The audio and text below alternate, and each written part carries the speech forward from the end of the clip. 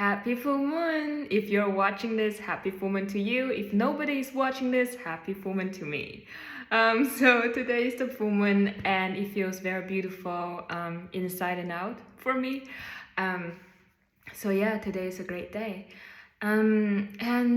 Yesterday I was just talking about desire and desire in relation to attachment and desire in our spiritual journey. And today I saw a short Sadhguru video about actually lustfulness, where he said lustfulness is not just in terms of sexuality. He said lustfulness is just excessive level of desire. And then he said also, for example, shopping is lustfulness. It is when you cannot be happy and satisfied just by your own nature, which is something that he talks about a lot. Like the whole point of his transmission, he doesn't use the word teaching. So the whole point of his transmission of yogic tools is for us to be happy and just feeling satisfied by our own nature, instead of trying to grab things from outside to feel however we feel is lacking inside. So basically he was saying that lustfulness is just excessive desire, where you cannot be happy and okay by your own nature, but you have to grab things from outside, keep filling up whatever the emptiness that you feel inside. And I thought about the thing about desire, because yesterday I was saying that on our spiritual journey is fine that we all have desires, and I was making a point where I was saying I don't think it is ever a good idea if you have a strong desire for something, whether it is certain food or sexuality, to intentionally curb that desire, to bury that desire, to forcefully not to fulfill your desire, because that is, intellectually, that is the higher thing to do, or that is the more spiritual thing to do. And today when I was watching this video, I was thinking, well, there should be a balance, because it is also not a great idea to not curb excessive desire at all, right? To not have any discipline at all. So on the one hand, yesterday I was saying that it is never a good idea to intentionally curb your desire in such a way where you are repressing yourself, and where usually the consequence would be that you will have the opposite effect after some time. So after repressing your desire for a period of time, you tend to have a bounce back to worse than how you were before, to have to go to the opposite direction where you don't want to go, as a like a slingshot effect, something like that. But it is also not a great idea, I guess, to not have discipline at all, and to just say, well, you know what, I'm gonna work on my spirituality right now, and I know I'm not there spiritually, and let me just fulfill my desire as it is for now. I do think at the same time we do need to have discipline for our anything, but especially for certain desires, and especially when we do have an excessive desire in certain areas of our lives. So I was thinking there is a moderation that has to happen, and when we have excessive desire for something, it's actually greediness, it's greed. It doesn't matter what it is. It doesn't matter whether that is sex, that is food, that is money, fame. I don't know if, if we have an excessive desire for spirituality, then that wouldn't be greed. Would that be greed? Or would that just be you're passionate about something?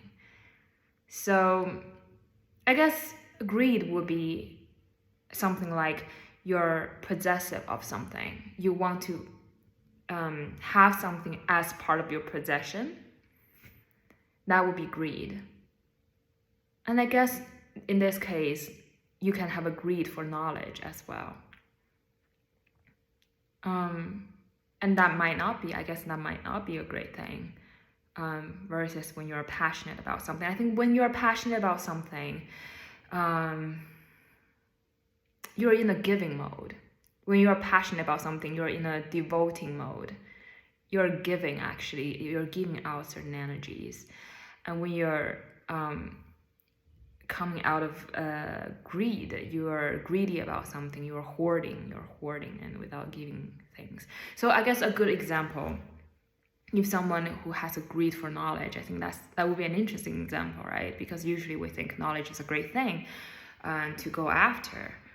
But if someone is greedy about that, they might hoard the knowledge, and they wouldn't share their knowledge, and they hide.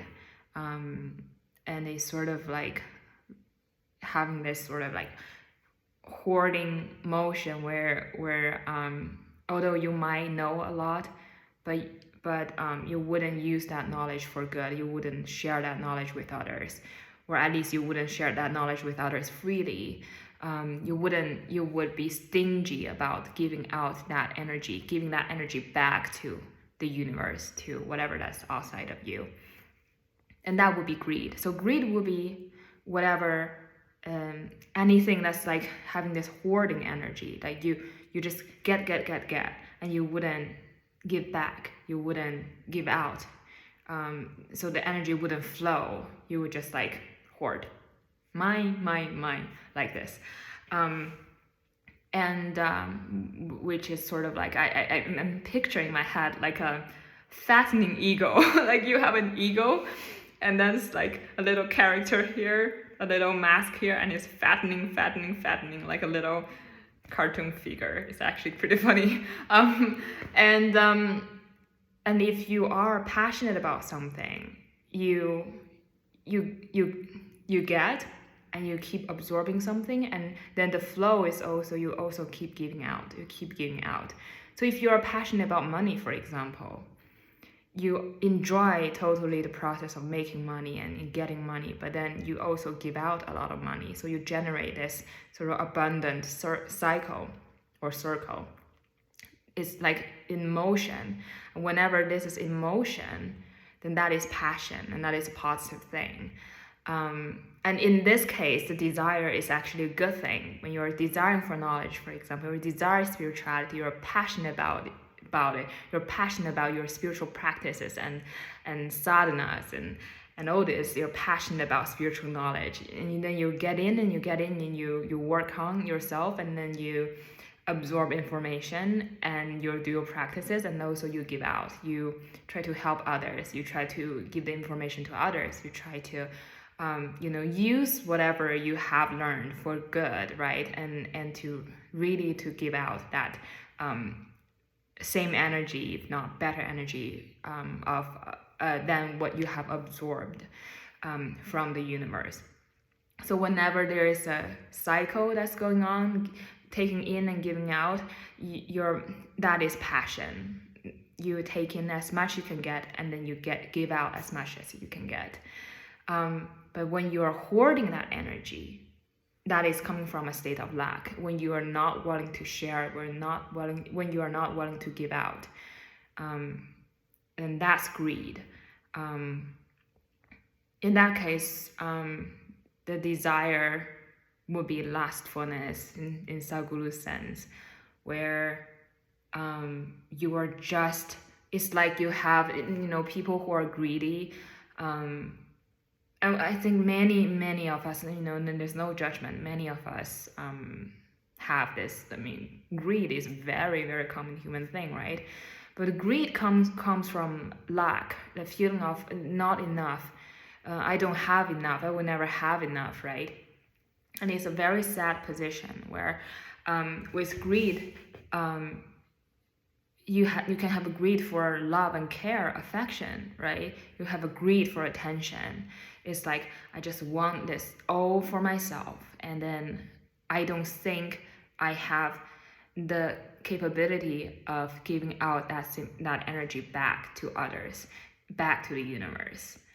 And that would be the case where Sadhguru was talking about, where you are taking things from outside, whatever you can from outside, to feel, the feeling of lack, the feeling of not enoughness inside of you.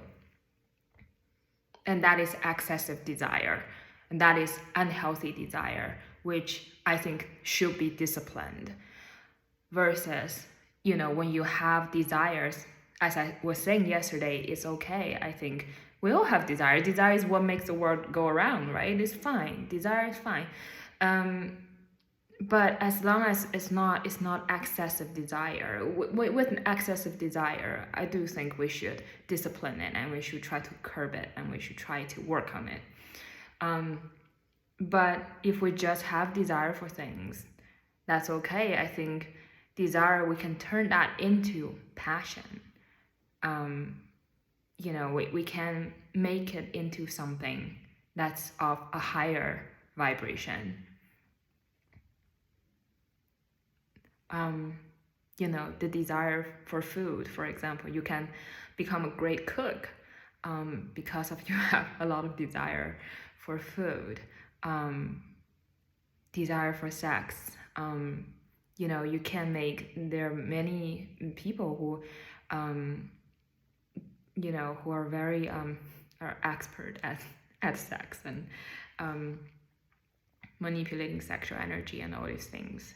And things, my point being, whatever you desire, whatever you have a particular appetite for,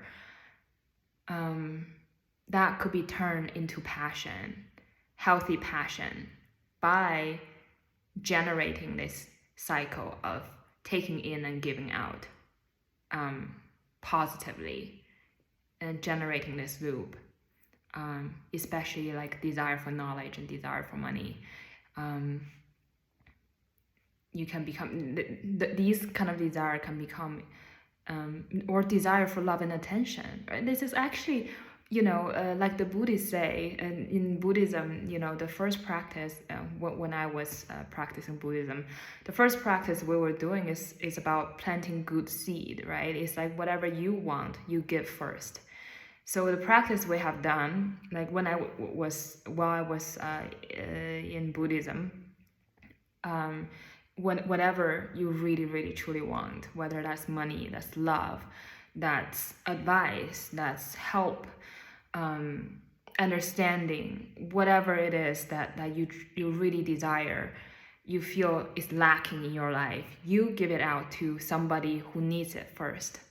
And then you do this as a practice. You just keep giving whatever you think you need to somebody else who has the same need.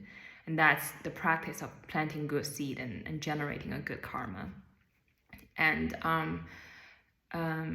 for that thing to eventually, it will come back to you. But of course, when you do it, try not to have the intention too much of, I'm doing this because I want this to come back to me, right? And that will be... In Buddhism, there's a distinction. One is, I don't know how to say it in English, but like when you do a good act and you're expecting some result, that's one level of blessing. But when you're doing a good act and then you're not expecting any result, that is a higher level of blessing that will come to you. And that's basically the conceptual idea. But anyways, that's my thought on the whole thing about desire and lustfulness, and just a kind of an add-on from what I was saying yesterday, when I think yesterday I was just saying one aspect where I don't think it is ever healthy for us to intentionally forcing ourselves to, to repress our desire. I think that's what I was trying to say, for some kind of conceptually spiritual higher purposes. But today I want to say, like, it is also not a great idea to just let excessive desire go and to not discipline it. I still think like excessive desire, or in Sadhguru's words, lustfulness, in any area, it could be shopping, for example, that needs to be disciplined and curbed and looked at and restrained. If you do have excessive desire for particular things, but also those desire can be turned into passion, healthy passion for things, by generating this loop of, you take in and you take in and you give out, right? The only difference between the greediness and the excessive desire, the negative side of it, and the only difference between that and turning that into something positive is just the first scenario is when you are hoarding, you just taking without giving out. And the second one is that, you try to sort of alchemize this particular karma you have, alchemize this in such a way where you might, you still stay in touch with the desire, still have that desire, you're not denying it, you're not repressing it, but at the same time, you are generating something good out of it. You are alchemizing it to something positive, and you give that out to the world and give that out to others. So something that's sort of like a negative karmic imprint can be potentially turned into something like a positive imprint. So better karma, I mean, of course, karma is not, good and bad in a higher way. Essentially, karma is not good and bad, right? But for us human, in our little life, there is good and positive and negative experiences, and and I do think, well, better karma, positive karma is at least better than negative karmas, right? So good experiences is better than negative experiences in our human experience. So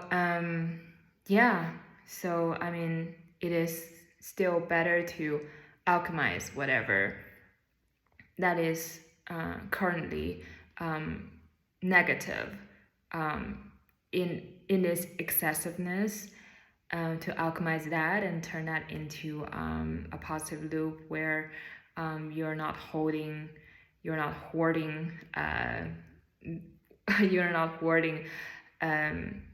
too much of anything, and you give back and giving it out to make it something good and to give it out. All right, that's it for today. Bye bye.